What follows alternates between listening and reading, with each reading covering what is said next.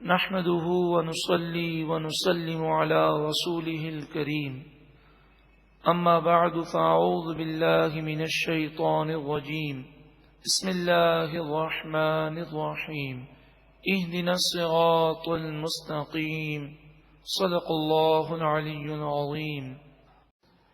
اللہ تبارک و تعالی نے ارشاد فرمایا ان الذین اتخذوا العجل، بے شک جن لوگوں نے بچھڑے کو خدا سمجھ لیا اور اس کی پوجا کی، شرک کیا، سینالہم غضب من ربہم، ان قریب انہیں ان کے رب کا غضب پہنچے گا، وذلۃ فی الحیات الدنیا، اور دنیا کی زندگی میں ذلت و رسوائی، وکذالک نجزی المفترین، اور اسی طرح ہم جھوٹ باندھنے والوں کو سزا دیتے ہیں۔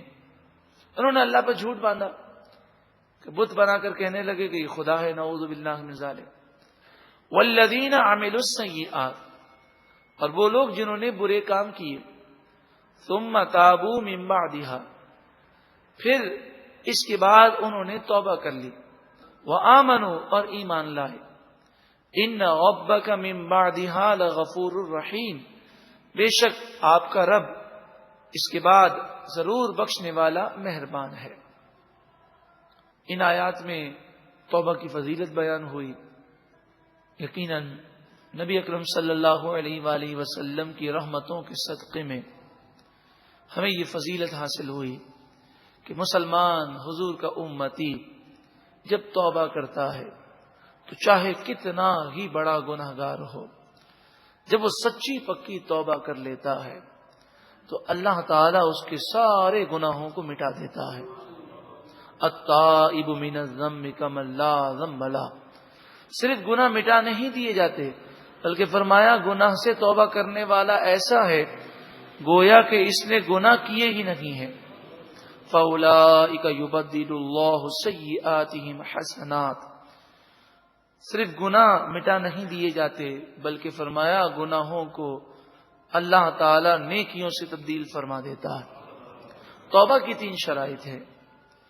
گناہ کو گناہ سمجھا جائے، اس پر شرمندگی کا اظہار کیا جائے، اللہ سے معافی مانگی جائے، اور سب سے اہم شرط یہ ہے کہ جب گناہ سے توبہ کی جائے تو اس بات کا عزم مصمم ہو، پکا ارادہ ہو کہ اب میں کبھی یہ گناہ نہیں کروں گا۔ اس نے ایسا کر لیا، اس کی توبہ مقبول ہو گئی۔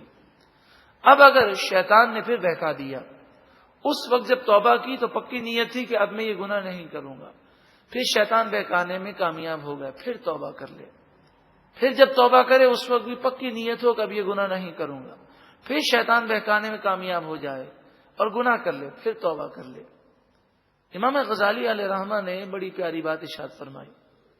آپ فرماتے ہیں کہ جب انسان توبہ کرتا ہے اور پکی نیت ہوتی ہے کہ اب میں یہ گناہ نہیں کروں گا، ایک اچھے مسلمان کی طرح زندگی گزاروں گا، مگر شیطان پھر دوبارہ اس پر حملہ کرنے میں کامیاب ہو جاتا ہے، پھر وہ توبہ کرتا ہے، پھر حملہ کرنے میں کامیاب ہو جاتا ہے، 2-4 مرتبہ ایسا ہوتا ہے تو پھر وہ توبہ نہیں کرتا اور گناہ کرتے کرتے دنیا سے چلا جاتا ہے۔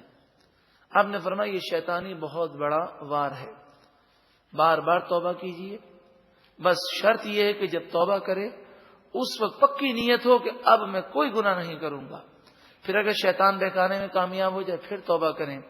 امام غزالی علیہ رحمہ فرماتے ہیں اگر شیطان حملہ کرے تو شیطان کو اس طرح کہیں کہ میں توبہ کر رہا ہوں۔ شیطان اس طرح حملہ کرے کہ تو بار بار توبہ کرتا ہے، پکا ارادہ کرتا ہے کہ اب میں کوئی نماز قضا نہیں کروں گا، اب میں کبھی جھوٹ نہیں بولوں گا، پھر چند دنوں کے بعد پھر ایسا ہی ہو جاتا ہے۔ تو شیطان کو کیا جواب دیا جائے اس وسوسے کا؟ امام غزالی علیہ رحمہ فرماتے ہیں اس سے کہو کہ میرا کام ہے توبہ کرنا، میرا کام ہے نیت پکی رکھنا، نیت اچھی رکھنا، میں نے تو پکی نیت کی ہے اور بچنے کی کوشش بھی کروں گا، میرا رب اگر راضی ہو جائے گا تو مجھے توبہ پر انشاءاللہ استقامت مل جائے گی۔ یہ بھی کہو کہ ہو سکتا ہے یہ جو میری توبہ ہے یہ میری زندگی کی آخری توبہ ہو، میری موت میں صرف 2 دن باقی ہو یا 1 دن باقی ہو، اور اگر میں توبہ کی حالت میں دنیا سے چلا گیا تو جو توبہ کی حالت میں دنیا سے جائے اس کا حساب کتاب نہیں ہوتا، وہ ڈائریکٹ جنتی ہے۔ تو ایسا تو نہیں کہ تو مجھے توبہ سے روک رہا اس لیے کہ میں مرنے والا ہوں، گناہ کی نوبت آ ہی نہ سکے۔ تیسرا فرمایا شیطان سے اس طرح کہو کہ میں توبہ کر رہا ہوں، ابھی تو میری نیت ہے کہ آئندہ نہیں کروں گا، کوشش بھی کروں گا، پھر اگر اے مردود تو کامیاب ہو گیا اور مجھے بہکانے میں، تو پچھلے گناہ تو معاف ہو گئے، پھر میرے نامہ اعمال میں وہی 1 گناہ ہوگا، تو میں پھر اللہ کی بارگاہ میں روؤں گا اور رو رو کر اللہ کی بارگاہ میں دعا کروں گا کہ پروردگار تو مجھے گناہوں سے بچا، اور ایک نہ ایک دن کرم ہو جائے گا اور میں انشاءاللہ گناہ سے بچنے میں کامیاب ہو جاؤں گا۔ اللہ تعالی ہم سب کو سچی پکی توبہ کرنے کی توفیق عطا فرمائے۔ وَلَمَّا سَكَتَ عَن مُوسَى الْغَضَبُ، اور جب موسیٰ علیہ السلام سے غضب دور ہو گیا، اخذ الالواح، آپ نے توریت کی تختیوں کو اٹھایا اور لوگوں کو پیش کیا۔ وفی نسختها هدى ورحمہ، ان توریت کی تختیوں میں جو کچھ لکھا تھا اس میں ہدایت بھی تھی اور رحمت بھی تھی۔ جی کن لوگوں کے لیے؟ للذین هم لربهم یرہبون، ہدایت اور رحمت ان لوگوں کے لیے تھی کہ جو اپنے رب سے ڈرتے ہیں۔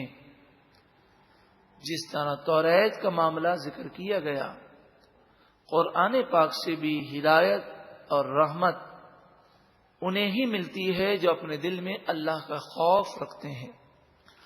موسیٰ علیہ الصلوۃ والسلام سے فرمایا گیا کہ اب اس قوم کی سزا یہ ہے کہ ہم نے ان کی توبہ تو قبول فرما لی، جیسے قاتل کی توبہ قبول ہو جاتی ہے، مگر قتل کے بدلے میں بسا اوقات اسے قتل کیا جاتا ہے جب مقتول کے ورثہ مطالبہ کریں۔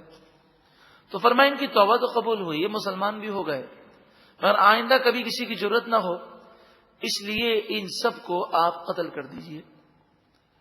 حضرت موسیٰ علیہ الصلوۃ والسلام نے ارشاد فرمایا اور وہ اس پر راضی ہو گئے، گھٹنے کے بل وہ کھڑے ہوئے اور اپنے سر کو آگے کی طرف جھکایا اور اس طرح انہوں نے لائن بنا لی۔ وہ 12,000 جنہوں نے شرک نہیں کیا، بت پرستی نہیں کی، ان کے ہاتھ میں تلواریں دی گئیں اور وہ صبح سے لے کر شام تک گردنیں اڑاتے رہے۔ تقریباً 70,000 کے آس پاس بنی اسرائیلی وہ قتل کر دیے گئے۔ اس دوران حضرت موسیٰ علیہ السلام اور حضرت ہارون علیہ السلام روتے رہے اور اللہ کی بارگاہ میں یہ دعا کرتے رہے، اے پروردگار شریعت کا قانون تو یہی ہے کہ ان سب کو قتل کر دیا جائے، مگر بنی اسرائیل ختم ہو جائیں گے، ہم صرف 12,000 بچیں گے، تو غفور و رحیم ہے، تو انہیں معاف کر دے۔ تو اللہ تبارک و تعالی نے ارشاد فرمایا کہ آپ کی دعاؤں کے صدقے میں ہم نے یہ کرم کیا کہ انہوں نے جو شرک کیا، بت پرستی کی، وہ گناہ بھی ہم نے معاف کیا، تو جو زندہ بچ گئے انہیں معاف کر دیا گیا، اور جو قتل کر دیے گئے انہیں ہم نے شہادت کا رتبہ دیا۔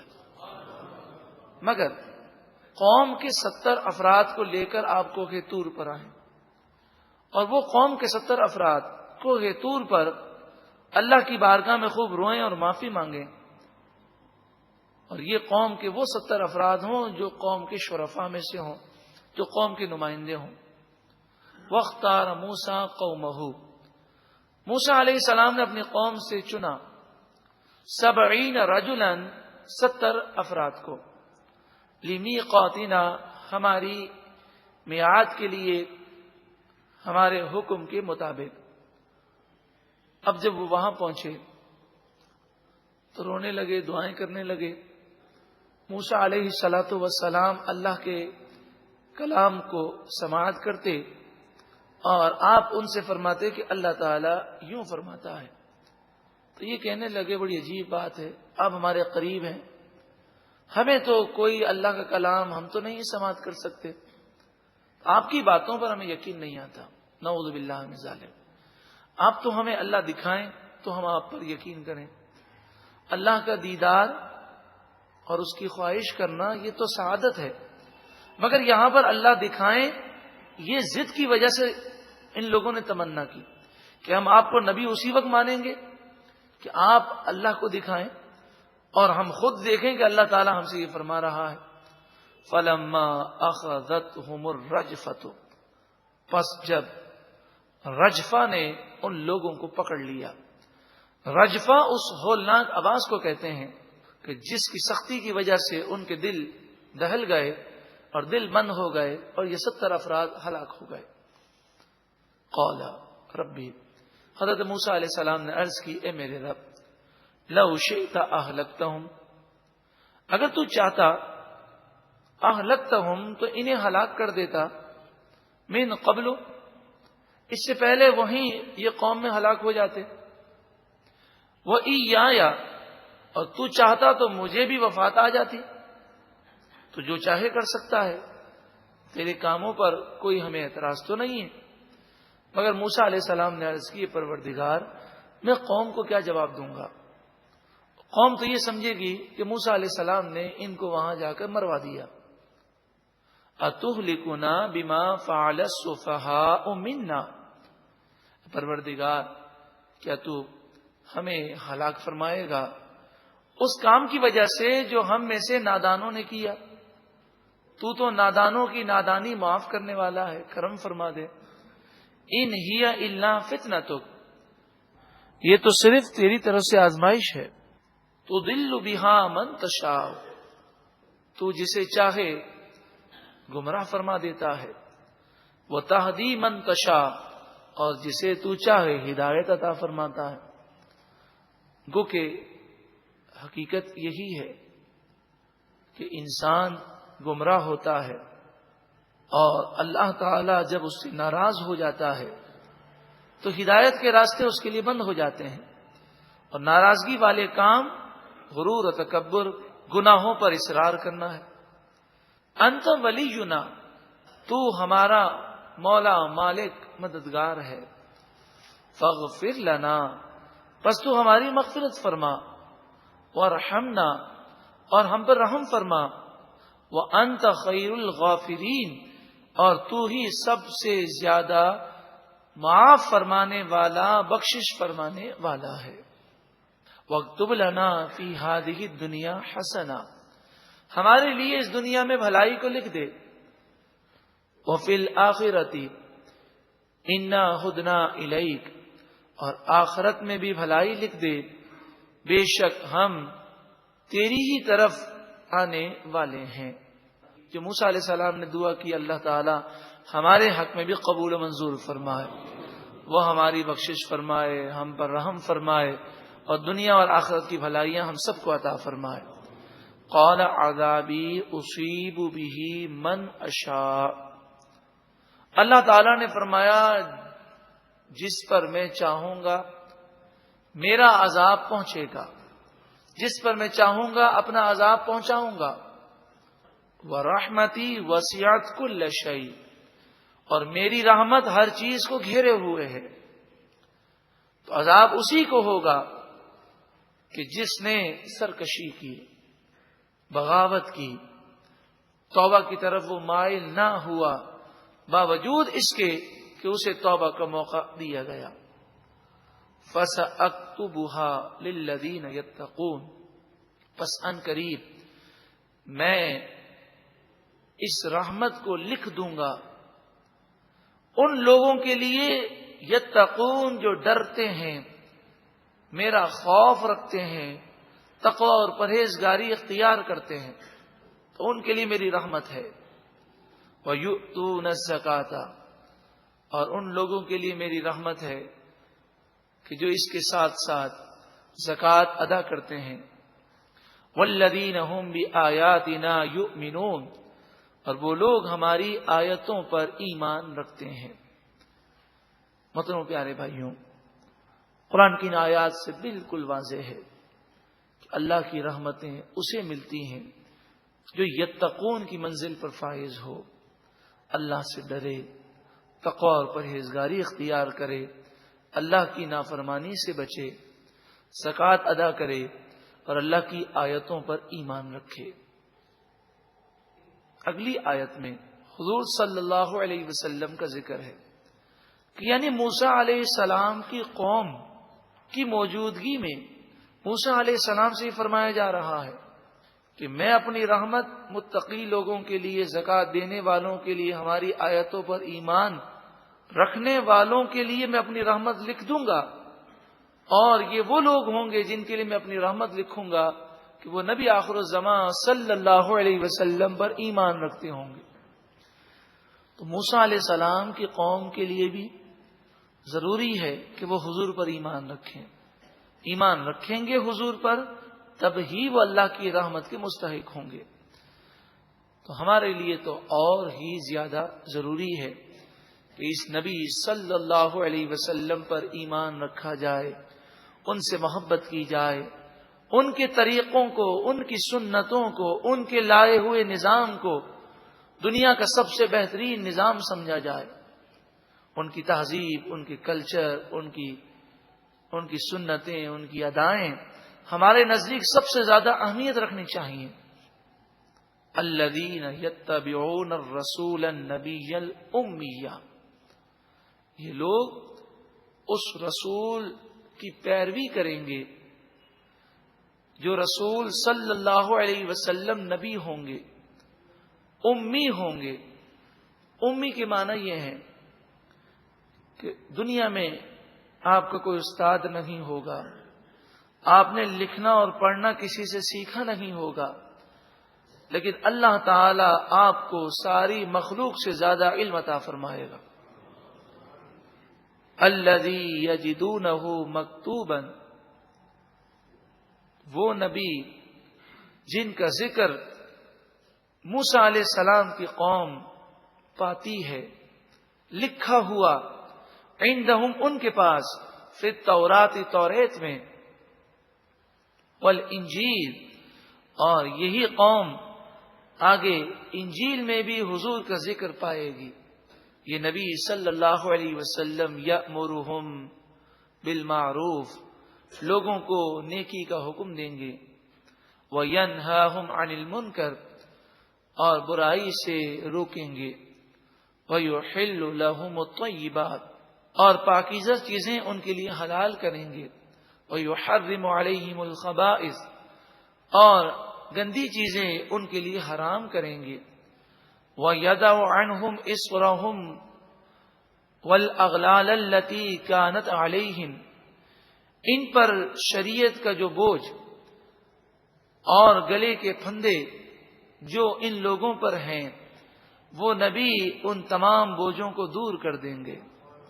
تمام شریعتوں میں سب سے آسان شریعت، سب سے معتدل راستہ اور تا قیامت لوگوں کی فطرت کے عین مطابق وہ اسلامی شریعت ہے۔ اگر شریعت کا کوئی حکم مشکل لگتا ہے تو یہ ہمارے کرتوت ہیں، ہماری عقل کا فساد ہے۔ فالذین آمنوا بہ، بس وہ لوگ جو اس نبی پر ایمان لائیں گے، وعزروہ اور اس نبی کی تعظیم کریں گے۔ قرآن مجید فرقان حمید نے ایمان کے ساتھ ساتھ تعظیم و توقیر کا ذکر فرمایا۔